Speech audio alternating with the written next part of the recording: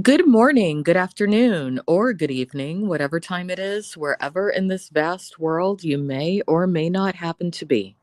Welcome once more to another live stream of Alexandra Mayers live, page by page reading and commentary of the modern English version of the Bible. So today we're going to go into the book of Joshua again, chapter 20, which covers the cities of refuge. So let's go ahead and just jump right into it. And I will provide my commentary as I see fit. And I hope all of you out there are having a lovely start to your week. Cities of refuge. Then the Lord said to Joshua, "Say to the Israelites, choose refuge cities, as I told you through Moses, so that anyone who kills a person without intent and unknowingly may flee there. They shall be your refuge from the avenger of blood. The refugee can flee to one of these cities, then stand at the entrance of the city gate and tell his case to the city elders. They will take him into the city and give him a place to stay, and he will live with them. When the avenger of blood comes after him, they shall not hand over the manslayer to him, for he struck down his neighbor unintentionally with no premeditated malice." That's interesting. So, in other words, if you don't kill someone on purpose, or at least if you can present it that way effectively, you still have a sort of an exit or a second chance. Um, Strangely, we don't officially have that today, but there are some places and locations within the United States to where if you're in trouble, you can pretty much be there and few people would be able to find you or look for you, and the city itself wouldn't really do much to help the people after you. But that's for a whole different live stream. Anyway, let's continue. He shall live in that city until he stands before the congregation for judgment, until the death of the high priest serving at that time. Then the manslayer may return to his home and to his city from which he had fled. They selected Kadesh in Galilee, in the hill country of Naphtali, Shechem in the hill country of Ephraim, and Kiriath Arba, that is Hebron, in the hill country of Judah. Across the Jordan east of Jericho, they selected Bezer in the wilderness plain from the tribe of Reuben, Ramoth in Gilead from the tribe of Gad, and Golan and Bashan from the tribe of Manasseh. These were the cities designed for all the Israelites and resident foreigners living among them, to which anyone who killed someone inadvertently could flee and not die at the hand of the avenger of blood until he stood before the congregation.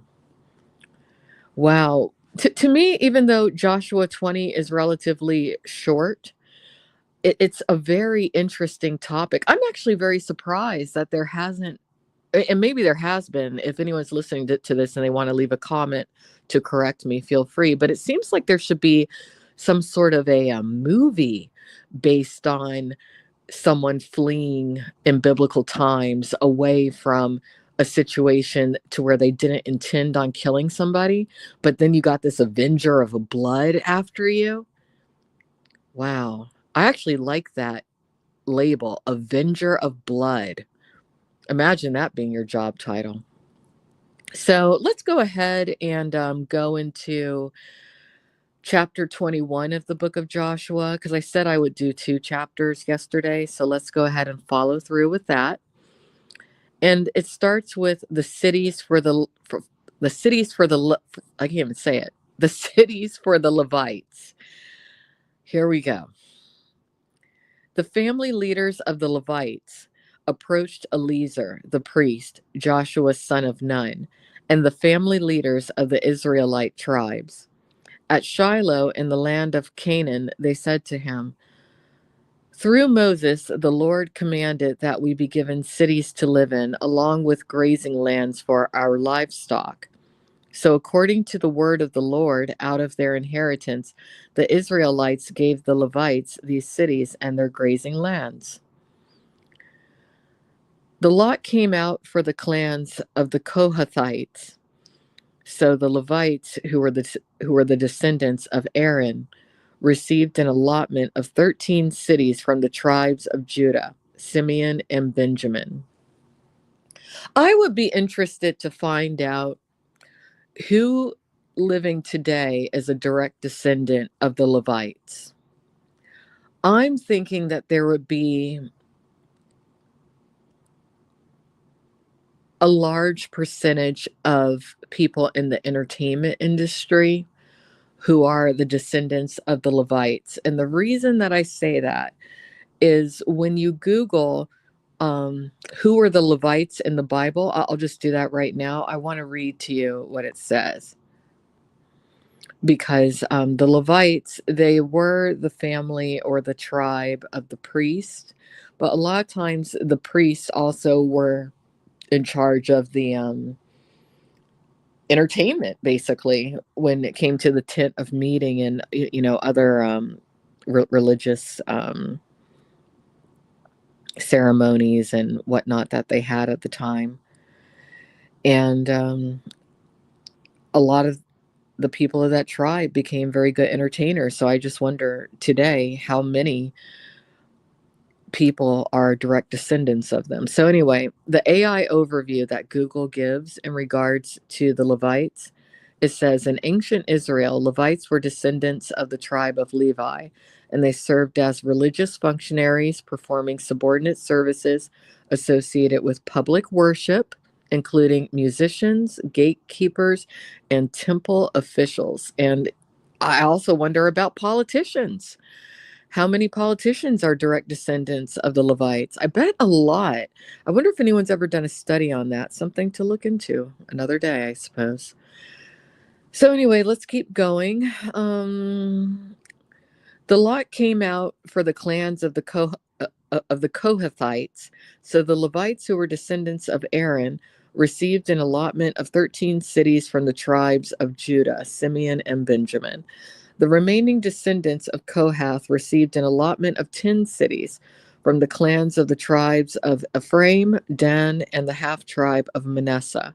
The descendants of Gershon received an allotment of 13 cities from the clans of the tribes of Issachar, Asher, Naphtali, and the half tribe of Manasseh and Bashan.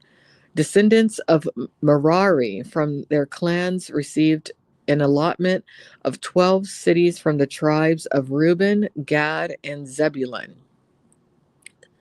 The Israelites allotted the Levites these cities and their grazing lands as the Lord commanded through Moses.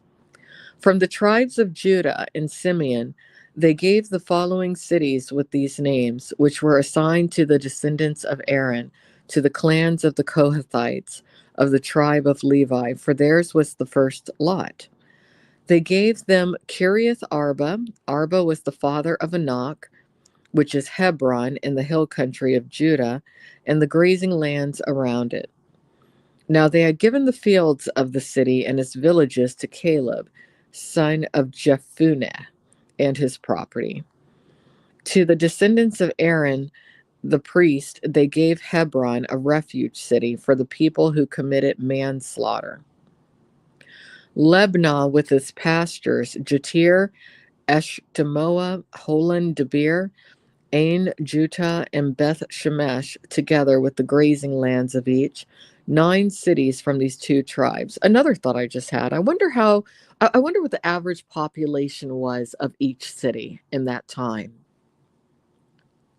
I wonder if it was a few hundred people, if that. Was it thousands? Something else for me to look up. Okay.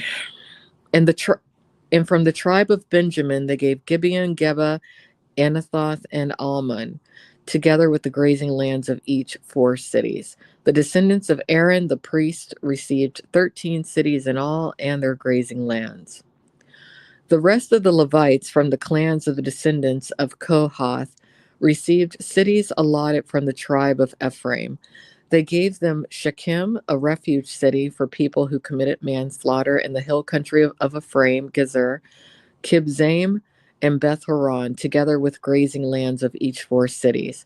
From the tribe of Dan, they gave Eltekeh, Gibbethon, Ajalon, and Gath Rimmon, together with the grazing lands of each 4 cities. And from the half tribe of Manasseh, they gave Tanakh and Gath Rimmon, together with the grazing lands of each 2 cities. The rest of the clans of the descendants of Kohath received 10 cities in all, and their grazing lands. From the half tribe of Manasseh, they gave the descendants of Gershon, one of the Levite clans, Golan and Bashan, a refuge city for people who committed manslaughter, and Be Eshtera, together with the grazing lands of each 2 cities. From the tribe of Issachar, they gave Kishion, Daberath, Jarmuth, and En Ganim, together with the grazing lands of each 4 cities. From the tribe of Asher, they gave Mishal, Abdon, Helkath, and Rahab, together with the grazing lands of each 4 cities. And from the tribe of Naphtali, Kadesh and Galilee, a refuge city for people who committed manslaughter. That might be pronounced Galilee, by the way. Hamath, Dor, and Kartan, together with the grazing lands of each 3 cities. The Gershonites, according to their clans, received 13 cities in all and their grazing lands. From the tribe of Zebulun, they gave to the descendants of Merari, the remaining Levites, Jokneam, Karta, Dimnah, and Nahalal, together with the grazing lands of each 4 cities. From the tribe of Reuben, they gave Bezer, Jahaz, Kedemoth, and Mephaath. Not sure if I pronounced that right. Mephaath?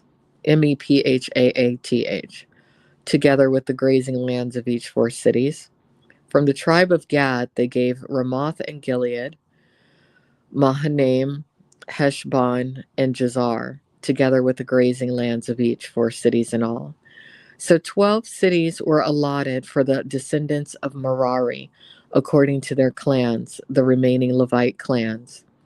The cities of the Levites within the possession of the Israelites were in all 48 cities with their grazing lands. Each of these cities had grazing lands surrounding them. It was this way with all the cities. The Lord gave Israel all the land that he swore to give to their fathers. They took possession of it and lived in it. The Lord gave them rest all around, according to all that he swore to their fathers. Not a man among their enemies stood before them. The Lord delivered all their enemies into their hands. Not a single word of all good things. Let me reread that. Not a single word of all the good things that the Lord has spoken to the Israelites failed. They all came to pass. All right, well, that's the end of chapter 21 of the book of Joshua. Tomorrow, we will get into chapter 22, which covers the eastern tribes' return home. And that'll be an interesting read.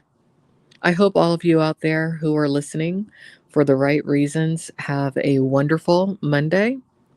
And once again, I'm Alexandra Mayers with my page-by-page reading and commentary of the modern English version of the Bible.